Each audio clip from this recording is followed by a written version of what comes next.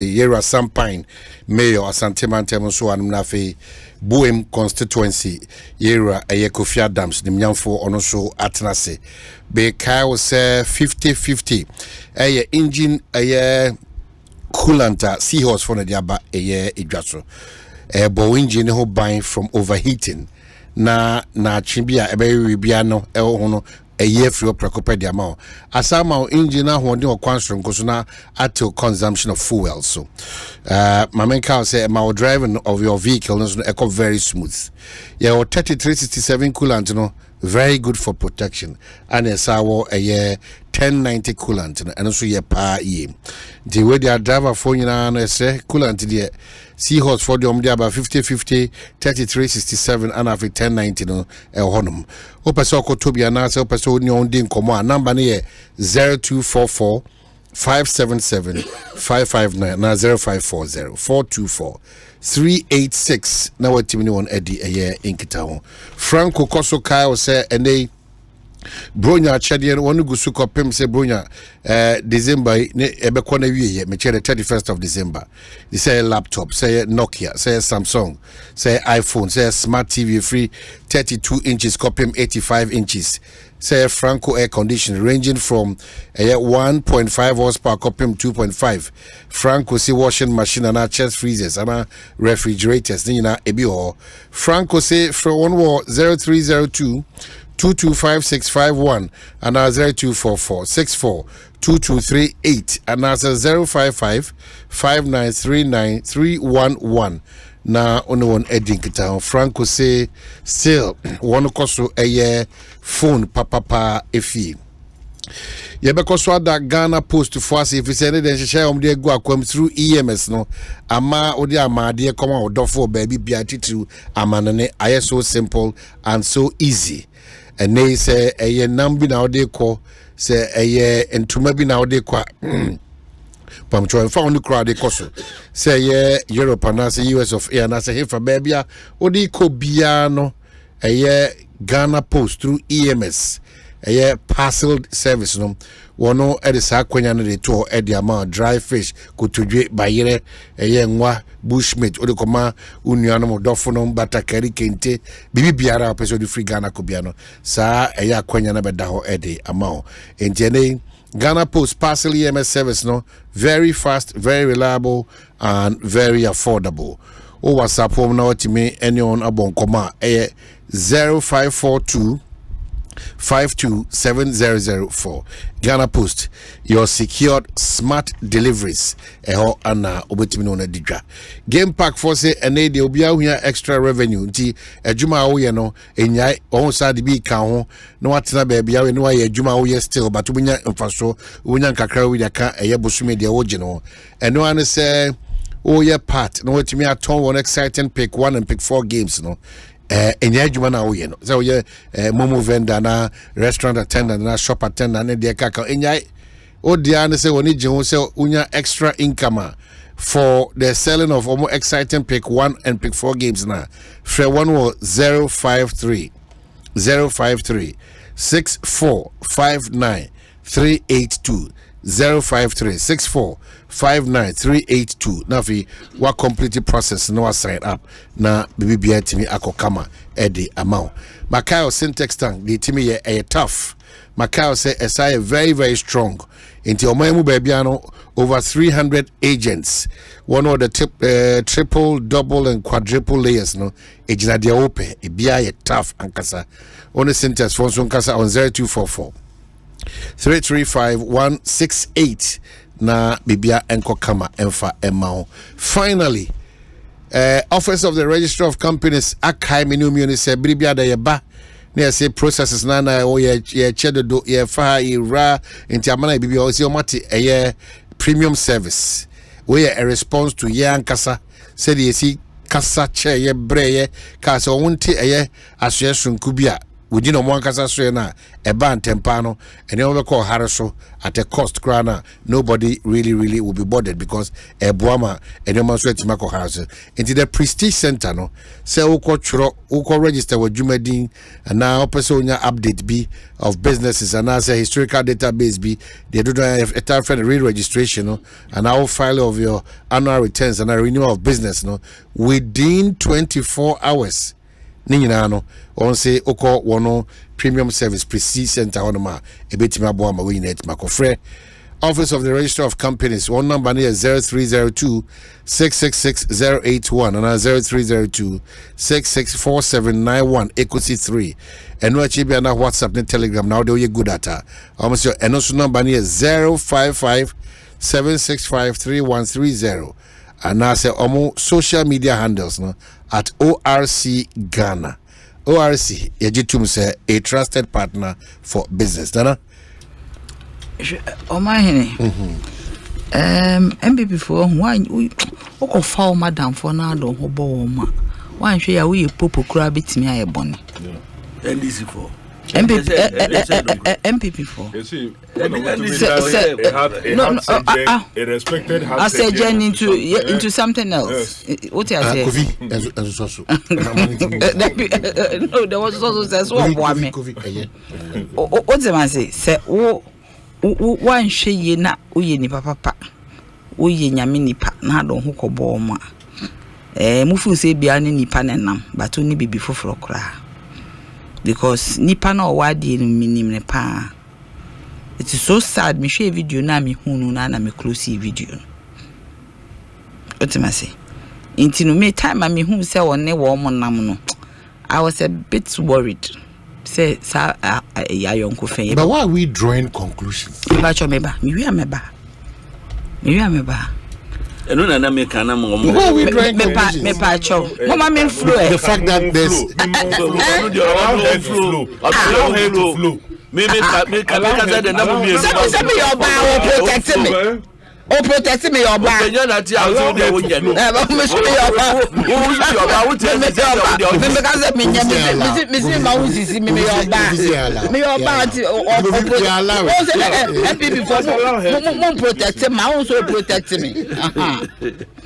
What you say?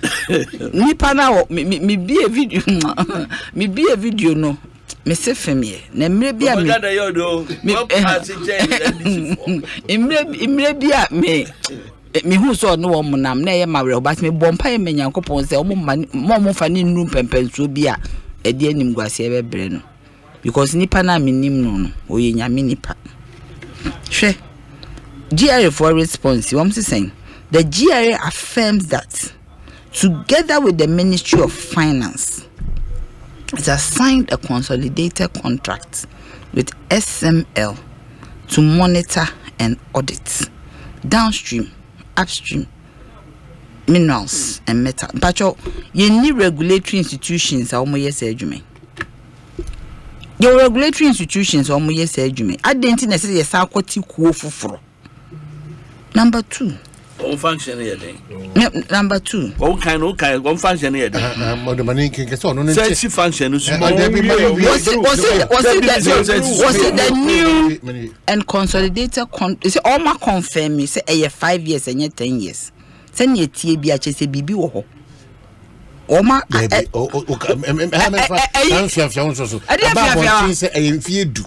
Wana correct say go to the details say half minute to contract bi wo ho. Exactly, that is what I'm saying. So they shouldn't create them about 5 or 10. That is not about what is there. It is neither here nor there, but we dey abeshem is neither here nor there. Ultimately, once prior to the engagement of SML, GRA operated a manual system for the measurement of fuel in depots. The use of dipsticks for measurement was archaic and posed a risk to officers who climbed a ladder to measure the fuel in the tankers. It was inefficient and prone to revenue leakages.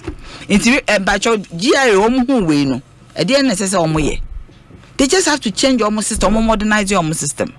Normally, census, the about tanks, no. Do you need somebody I will buy your company for France and This is the first time a private company, a partner, a government company. I am saying, sir, when you have, they said the opposite chairman say, if I go into Mimi space, said the old chairman says PRC, then you form another organization to be monitoring the flows, the revenue flows of the utilities. You form another company to do tariffs. Now we need that capacity now. They will need capacity now. As a CT because we any capacity was said. Regulators. But there's a regulator. Two different things. Was said they measured before they were using dipsticks. It means that they are supposed to measure to know what revenue and ninya normal jehon tax. And because it's almost dipsticks no was risky and inefficient, they employ these people SML for no say the modernized system. Are you telling me that GI won't me and using modernized system? Then it means that other areas of revenue are more collecting one more system in your case, so they are not collecting the right revenue. Because if you need census, GI, do they need another company to bring in census? You identify that you need census. Why should you form another company to bring in census? One kasa as a regulator won't mean for census and ma. As a so-called company now we train so much. And sana what me enya the required quantum of a year data we here to tax companies. I mean, oh my, this is not right. And the only thing I may can, what I say, I is sad. I is sad because I am nipa way involved in I am ya. Nipa way involved because most of my save a certain amount of money. What kind of SML for the now, Judge? What kind of do? But shall we do be able to be a nyasemo because if you want more, that's you see GRA SML. Omona SML for omo. Into a back candy a day. So we don't have to listen to them. We don't have to listen. Me, I don't even think say parliament maybe fast in concert tape who they see it who almost see a castle. There be a parliament hardcore committee concerning a papaya or yes I deal with finance minister no. And we who they could see Papa no or shadi a friend saying minister no. Ufuriata Ken Ufuriata and didn't come in who but what boy a form means me money ding. What ad hoc committee. I wish that there's an independent body betting investigate this idea because Obi a candia one a day. Obi a candia a protecting, but this is about Ghana. Meaning Hesika yet to just because they say one met me, am I in a certain kind of revenue. So what is GRA doing? And the collapse GRA. And every VAT collection, everything, entity kuni and famo and ye omonye. It means they are inefficient. So what you ma we necessary be a quality company, money babe and sana yet mienya the required revenue we need and sana the right thing has been done there. And every portion of VRA Juman entity company no money scan. Ni GRA ni nyina. Oma yenwu GRA ni nyina ni ehu si egu omo. Because untimi at one point in a certain portion na ade na mo san no krampo no nkrofo na wo mo supposed to regulate these sectors omunim what's our contract Ministry of Finance the capacity as in knowledge about SaaS systems we any dey any wonu na kwakosa contract concerning your petroleum sector upstream and downstream your minerals into we mpacho wo mo ya the galamsey no ka ho ana se galamsey so ye gold into a more major revenue na the galamsey ka ho. I mean they should Ghana areho so we tie wo kai semaya na MPP for we kan 2016 now do we need to now would we need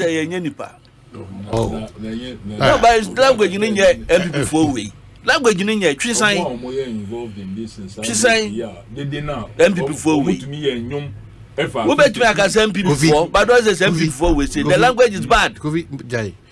Nana MP4 ate. But say me can offer amaka and the woman tirim. So e wo tru e muma so da say wo tru one beti. When who ben wo do dia ye omo no mo ho. When who MP4 way.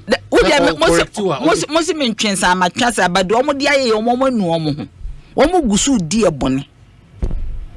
They say, Oma ye, Oma Gueni Moise. omo gusu di aboni o me I say you are not angry enough. Everybody in this nation should be angry enough for what MPP for omo dia yen. Na so bi nsi wo kwan etimi ye naked demonstration. You go tisi about you organize bia. There be that response is very unfair. Wo de wo ma wo MPP for wo ma. It's very unfair. Say me koye me hu naked in 90. You are not angry enough. Me more adeja. Was you are not angry enough? Of course you are not angry enough. What goes beyond anger than that? No, but you shouldn't demonstrate it in an indecent manner. Because we are not angry enough. You are not angry enough because you see what they told us is not what they have done. When the matter is not true, what is not true? MPP for the piano, Bibi true. Bibia said, "So beyond what you are reading and what you are saying, what was beyond I am asking. Everything budgets on revenue generation. Anything borders on revenue generation borders stays with them. Anything on revenue is with Parliament. Do you get me? But there are also expertise and regulators in sectors. The finance ministry alone cannot sit down so on you be a sign contract without the input of expert regulators. That is why we have expert regulators in all the sectors, critical sectors of our economy. Minerals, petroleum, sectors, utilities. They are regulators, expert regulators. So as long as government obey Bibian, SSA Otimi confer with expert regulators. If you MP letter ya, a rush thing, a chain no complaining no bidding the bem. Because you cannot do this without your expert regulators being involved. It is not an assumption, it's about inference. The letter is so clear. Kofi, Mama Nana ya. Ono kasa obi kasa. I don't understand why. I don't understand why a MPP member Omumuma say you don't respect women.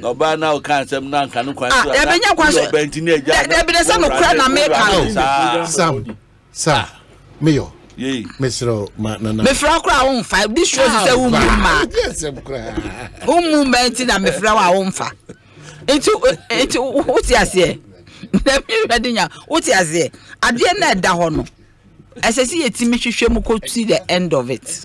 But and come from one we involved. And yet any quasi parliament is G2. And the parliament quite almost been in Tom because we be on my meeting.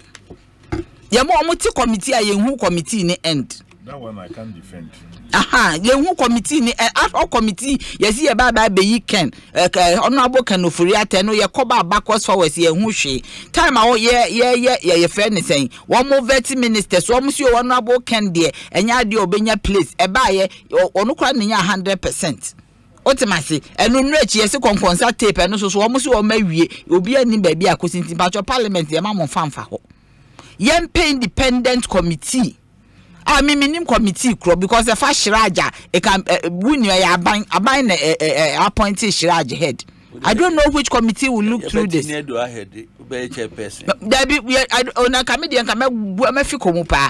don't know which committee bet me I get to the end of this. Yes, so justice a chair. Well, what they may way a ready. Make you move dot by those that may correct on a letter and sign and come correct you. When Quadi and Kemeye. Because how come me patron near mana and Koyen adores to do? Adores to do as if see your crown near the Obia Fanese a personally. Or sorry, ya any papa japadi and my mere japadi, or sorry, I know yet the open or open baby atna without recourse to anybody. Without recourse to key stakeholders, we cry parliament in him. Maybe Oma for parliament. Parliament in him. Yes. If you have so be a quiet documentary and give him the effort. Sometimes we can't say more parliament more power. Also, on him who she no him who she. Well, ya family na better one. I am fan kwa better. Oh, yes, ya kukum. Yes, ya the Komao. Oh, yeah, but parliament for the so we are doing. 1 year, 12 months, ya so we are doing. Oh, yeah, maybe who parliament a more paya at the end of the day, no, for a ye, yes, be the majority crime who so a more pie, so yes, a majority. me hu de eko bia 136 wo ho bibia na o magye atum mo ye kekekeke na o magye atum ki hu ye na nka mo offer some opposition to put government on these toes okay those days no 96 His Excellency Nana Danko Akufo-Addo oyi ni handkerchief anu a walk out na nkrofo di na chi no omoko what you say they really gave a Rollins a run for his money. Was he the leader? Me pacho no nye leader so no. I want to know pie ko pa. Yeah, time those the JH mensa o gina floor na so okasa. Wo kwa Rollins na no ho hyehye na ene de mo manya opportunity kure mu apai. Na so ye hu de ekobia. Because you are there to represent us. I dear way ya femhwe or my minim how many of these things that yenim. Okay, at least obi kokoye document. It is not nice. Yes, it is not beautiful. For a nation like Ghana, you will just be bia. Or my for me, I cannot understand why obi that circle or that form or that bridge I say. I cannot understand it. We can't just say yes, US only 250 million people. Most times, people no cry who no honor or no any lifestyle na dena koto. When me and any mortgage or brabo ni BBB ne life. But I had there almost so many resources. 32 million per near my year. O ma hene pacho empakra wo da so ofia hemfa na abeda. Oda one side one hwe ye kura na de ye du wo bra bedru fi kwa yi mpaboa wo stretch wa akonnwoma wada anwumre no asori akodwa. Yes, what bre. So why air fum sika say? Sika ne de koye de ade de koye campaign ana. Ne de obi aba power ana say ye den. 2024 elections the God has decided who will be you. Oh, e dru ha nyame be kire. Ade 208 de be ne siye. 208 ya to aba miensa. Yesi obi ye pudo e ba won na wini. So nyankopon de wakasa no wakasa. Okay. Payment of vehicle income tax VIT by ride-hailing vehicle owners. Ride-hailing for no. We ba train. No the bibia me no draw kon. Train. No man can carry. Hey. The Ghana Revenue Authority wishes to bring to the attention of the general public, especially ride-hailing vehicle owners, Uber, Yango, Bolt, etc., that pursuant to Section 22 of Regulations 2016 LI 2244, any commercial vehicle owner that earns income from the operations of commercial vehicle shall pay income tax on quarterly basis. Also, Sections 1, 33 and 35 of the Revenue Administration Act 2016 at 915, as amended, gives the Commissioner General the authority to give written directives, require any taxpayer to provide information or connect their digital system to the Commissioner General's monitoring platform for the purposes of establishing the correct taxes payable to the state. GRA therefore entreats all ride-hailing companies that operate in Ghana to update their digital platforms to ensure evidence of payment of vehicle income tax for both existing and new vehicles. Ride-hailing companies are entreated to follow the underlisted guidelines. Entities are to demand a soft copy of the VIT sticker. Entities are to validate the authenticity of stickers with GRA. Entities are to submit the list of all vehicles on their platform quarterly to GRA. All ride-hailing companies are to kindly note that these requirements will take full effect on Monday, January 1, 2024. In this regard, all owners of ride-hailing vehicles that operate in Ghana are to carry out a one-time registration of their vehicles at any GRA office to enable them make payment for VIT using the short code *222#. For further enquiries, contact GRA head office off Starless 91 Road near Accra Sports Stadium, Ministries, or call toll-free number 0800 900 up to 110 or email information to info@gra.gov.gh and a signed Commissioner General. Another way about Sofo. No munya ma make my champagne. Make my champagne. You have a can champagne. Ma sorry for. Yeah, I mind yourself. Some do ma ne eye. Omahini. Sikani on there ne. Omahini. Na si na income tax. Yeah, make one there. Uber so. Na hwan na betua. Eto da bia ohun. Me be say kusa hwan na betua. Ah, ni sika yesen. Omahini. It be kwani. Na taxi for mu tua VIT. Omahini. Kofi Adams boss and the VIT buy. Rollins time and a VIT buy. Yeah. VIT no. Ye de buy no. Yensa ka revenue no. Na ye de ye impuntu juma. Na wana din the revenue economy be. Ebinom de reach nchinka. Revenues all kinds of we be say na eyi na ye first time ya fa company be say omonye revenue assurance there be who kai Mackenzie MPP aben ba ya a omokofa Mackenzie for e ba say omomba be GR ejuma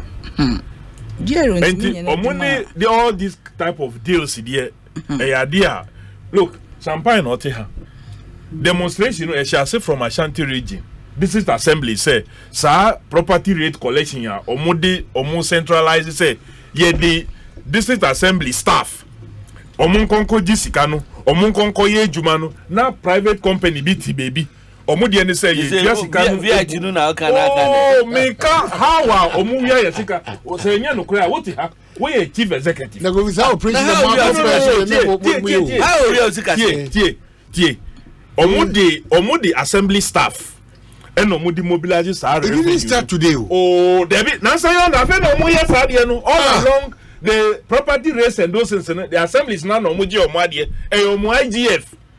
In the abey and abey yakofa company bi. Company oti ho. Na champagne staff na aban etua hon ka wo. Omo no mo be ko round akwa oh. Adanti na make asa na wo ka me. Assembly staff. Yedi ode me ba Kofi. Enya assembly staff. Kofi. They recruited Kofi.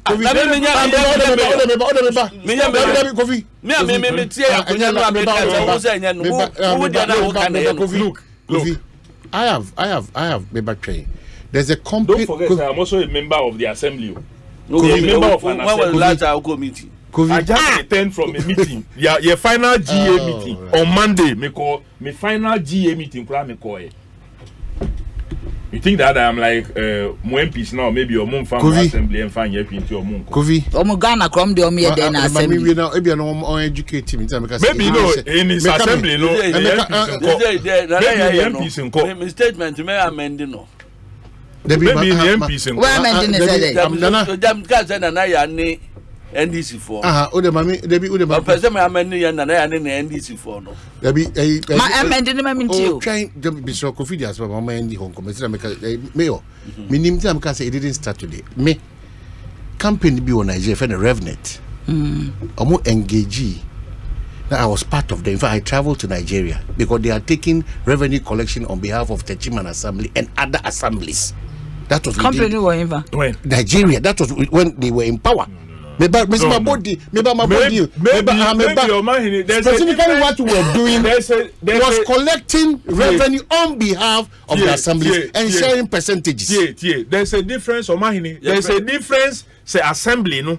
Atina say omo also say revenue at the assembly level to a company say munye maybe with this sharing format. That's different from education here. That was an assembly right to be able to enter into a contract with any private agency to outsource BB for them. And only Nigeria say KMA. No, but I can say outsourcing property rate collection to a private company.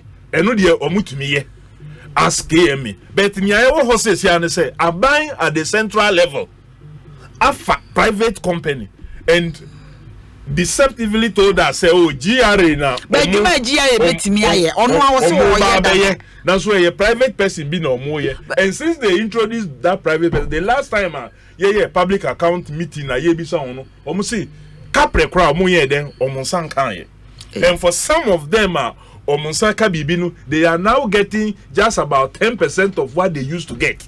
Sampai, is that the case? That what they used to get. Meanwhile, a chunk of the staff now muye jumano, staff, either assembly no, or IGF paid staff or central government paid staff. Because already problem as from auditor, the auditor general reports now you say sometimes ube aketua yeditua revenue mobilizers for the sometimes then it exceeds in your head then or more deba, and we were pushing them to up their game. See, I know almost revenue no crown above from crown munya just 10% from the mayor. Ovi Gabriel Sikano Obianiji any idea wama ye say they couldn't work to our expectation. Womo ebaye no abanye say centralizing no GRE and a BGG. Womu ya recruitment. Me at KMA, yen IGF staff, any abang, that government subvention sunyina, we deploy them to the revenue section now. Womu kwa GG other revenues apart from property rate. Womu nshishye yen nasi for nuko basa, enu ni raise concerns. Womu si yen san kwa GG yadie. But there's no record. Ukwaji 10,000 of first can could be. And in your muji for the period or move. Oh, that was for the period of my petty me, dear, Miss Akamedia. But a lot of the assembly who appeared before I said, no, Coffee, who can't say my yamu, the banner, on Sakai. No, give us the Sakani here. But I don't say, how say, no, the banner on Sakai by September. Yang last year, September, by close of September, Nigeria about 2.something million as Nigeria about 2.something million as property rate. Okay, by September this year, no, Wamuba Muno, now Wamaji 200 something thousand. Tiakraka say a rate now Modi LGG no Yempe. That's what we even discussed at local government minister Nuna Asunti. But say company B I better repair off. So buy no or GG 200 something thousand. One for yes, one for it is a lie.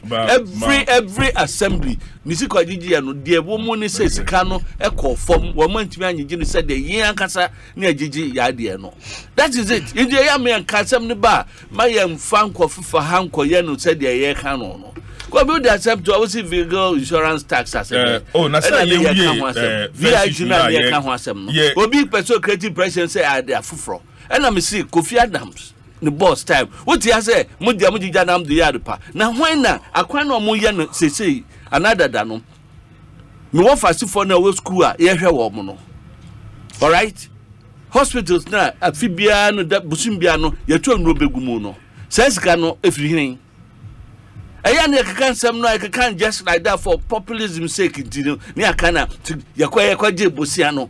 Brashanti region, you can count of about 38 solid ongoing health projects.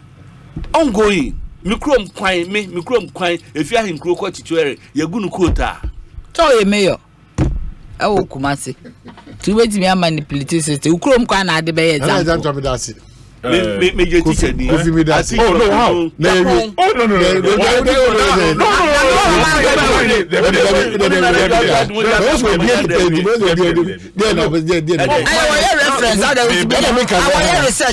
Demonstration now. Make us say Asia here from the Kumasi about assemblies on collection of property rates. And now me ama examples and videos of assemblies are. Omusha say omu demonstrate omu rates na ye then because they are quite private companies and omu rates na ye then aba completely down ever down abi na e wosoro wo the private ye tua sika na egu sa holding company nim ansa na omu yi omu percentage and son of which you are binding and Aqua Aban. That was what was happening. Nasicano go Aban Sikano go Aban Futu. No, not deducting here. abra ni pa nya hwi o onya hwi o no no adi that ni dey onya hwi na hwane na me na say oya bibia adentina rate eba from the revenue drop so oya bibia the revenue drop na drop oya bibia why should the revenue be dropping bibia why should the revenue be dropping GRA Nankasa in December 2022 omuba abonten be ka say the introduction of ICAMS no and my revenue levels equals by 30%. And the other thing I must have cover SML for GRA itself. We must be angry in this country about the yes. VIT ya mobeji sen kon mobeji ama ye dia kwa koye ejuma ye say ye dey don't draw those conclusions. Don't draw those conclusions. You discourage people from paying taxes. It's not good. I want to member of parliament, but you discourage people.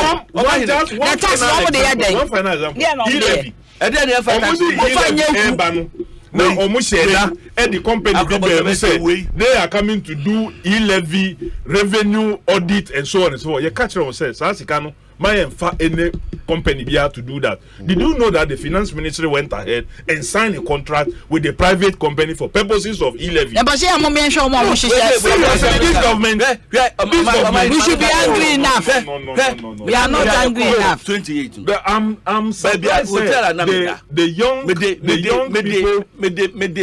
people are not angry enough. Oh no, let's not do that.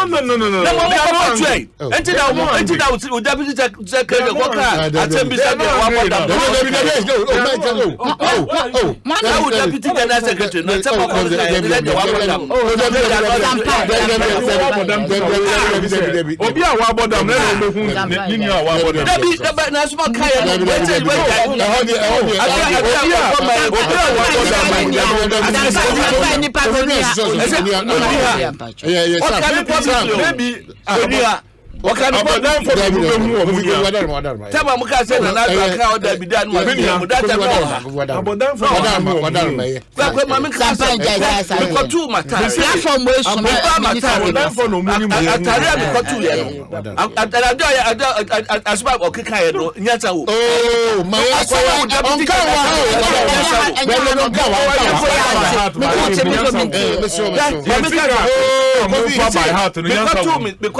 wa otumfo no say yendone